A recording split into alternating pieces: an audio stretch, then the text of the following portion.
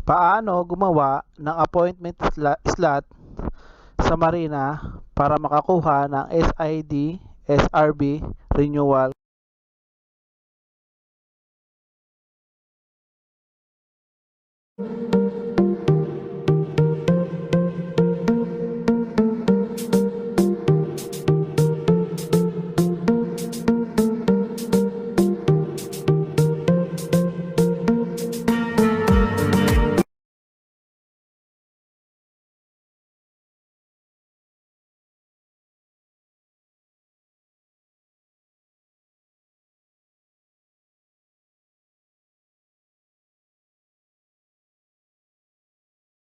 SID or SID, Seafarer's Identity Document.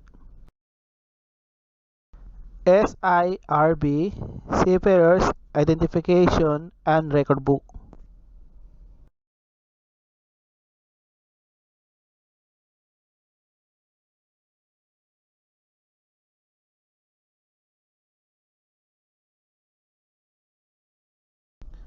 Gamit ang cellphone or laptop, pumunta sa Google at i-search ang SID, SIRB.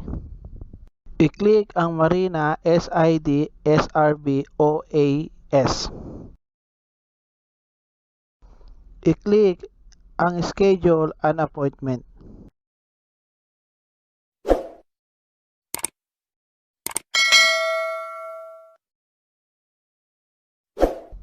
I-click ang Accept Term and Condition.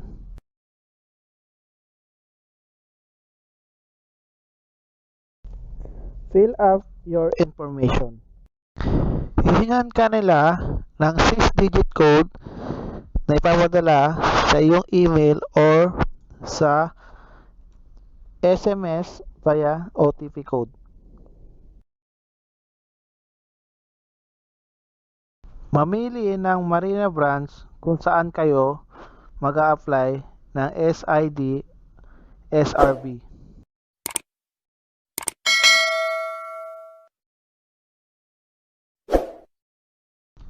Sa napiling branch, lalabas ang available date kung saan pwede mag-apply ng SID or SIRB.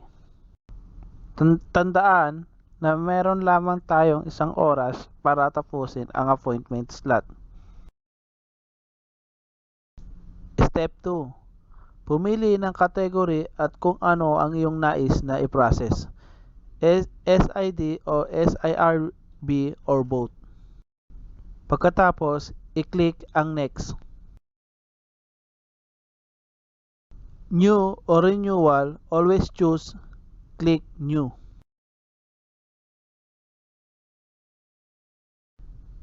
Step 3. Carefully fill up your information na lalabas mismo sa harap ng SID ID mo or SIRB mo. Step 4. I-click ang No. Step 4. Optional ang pag-upload ng document. Siguraduhin lamang na dala ang lahat ng requirements sa araw ng appointment, Xerox at original. Step 5. Payment option. Pinili ko ang e-money via GCash payment.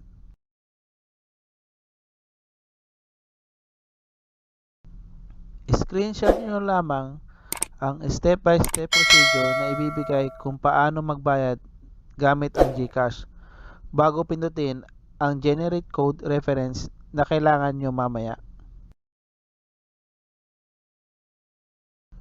Reminder, once na nakuha nyo na ang reference number na kailangan sa payment ng GCash,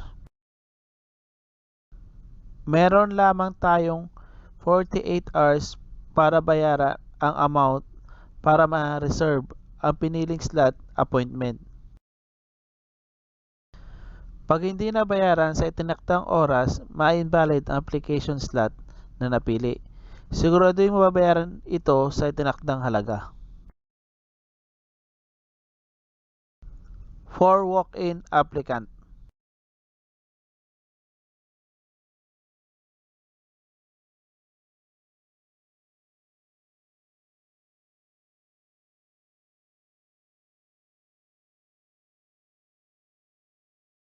Kung sakaling nagustuhan nyo ang video vlog na to, huwag nyo kalimutang suportahan ang YouTube channel ko sa pamamagitan ng pag-click sa subscribe at bell button. Maraming salamat po.